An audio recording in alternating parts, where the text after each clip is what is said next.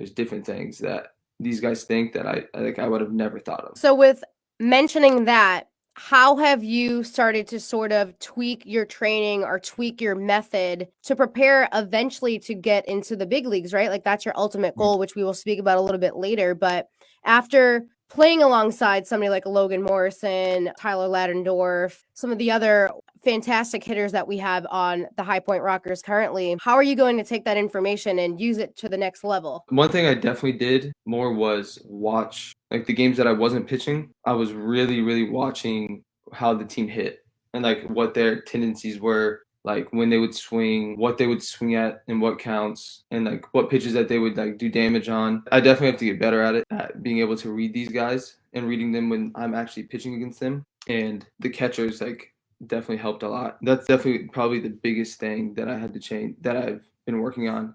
And because I was talking to Frank and a couple other people too, and they were saying, and this kind of stuck with me. Pretty much everybody that you see at these levels, they're how good their pitches are. They're able to get people out. It's more about when you throw it and where you throw it is when that's how you get these people out. Because our pitches are good enough to get people out, or we wouldn't be here. It's just about perfecting the location and command of these pitches. I love that. That's some excellent tips and advice for my listeners. Do you have any other last tips and advice for somebody that might be listening that's a young baseball player right now, or there might be a girl tuning in who's a softball player or a different type of athlete? If you have any words of encouragement for a young athlete looking to either go pro or potentially play at the collegiate level, what would you tell them? What should they be working on? Any tips and advice for them? I think just have fun, because I think it's getting to a point, especially with the social media, and that's like a lot of people are getting like recruited through social media, because it kind of started when I was in high school, that they get caught up in having a video posted of them on Twitter but I think if they just have fun, play the game, then it'll be much more enjoyable and you'll probably play better because you're not going to be stressed out all the time. So I think that's definitely my advice, is to have fun. That is some great advice for the young listeners. Not only just the young listeners, but the parents that might be tuning in that need to share that advice with their young ones that are potentially looking into going at the collegiate level, maybe even getting into coaching or whatever involvement in sports. Just have fun is a great tip of advice. I know you just recently flew back mid September of 2022. You've had a quick couple months with the Chicago White Sox organization.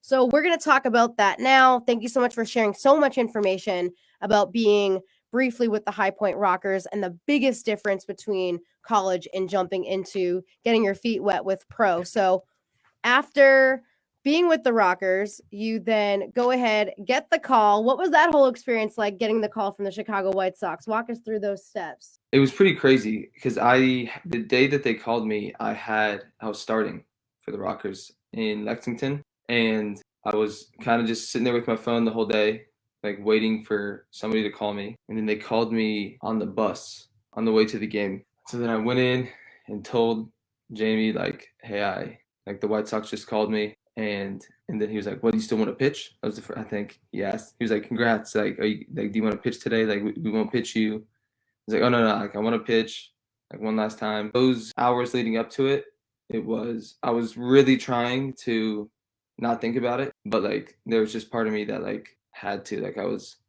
a little bit nervous, just waiting for that call when it came. Like it was definitely like a relief, and all the guys on the Rockers were like super supportive over it, and it was really nice. I'm glad I was there with those guys when that call happened, because they've all been through before. I was freaking out a little bit, and they were kind of calming me down. That is so exciting. And I love hearing something like that from you, especially because it's so new, right? I have a lot of athletes on here and they talk about that experience, but a lot of them, they've been playing pro for a couple years, right? So it's like the older you get and the more memories that you have, that initial memory starts to, I wouldn't say fade away, because you'll probably remember that for the rest of your life, of course, but it's not as profound. You know what I mean? Yeah. So it's nice to hear this from you because it literally just happened not even 2 months ago. So thank you for sharing that.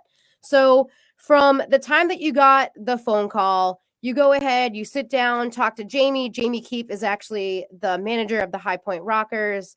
You're getting ready to pitch the night with the High Point Rockers. After that game ends, what is it? A couple days later, you hop on an airplane and you're off to Arizona, correct? So I didn't go to Arizona, but yeah, it was because we were in Lexington. I talked to the White Sox and they said just wait and go back with the team back to High Point. I think I pitched. We had a game in between, and then that next day at like 6 a.m. I drove from High Point to Kannapolis, which was their low A team, because I never ended up going to Arizona. And I think that's because of the Rockers that I pitched there, and I just like never really stopped playing since the college season, that they just sent me straight to the low A team in Kannapolis.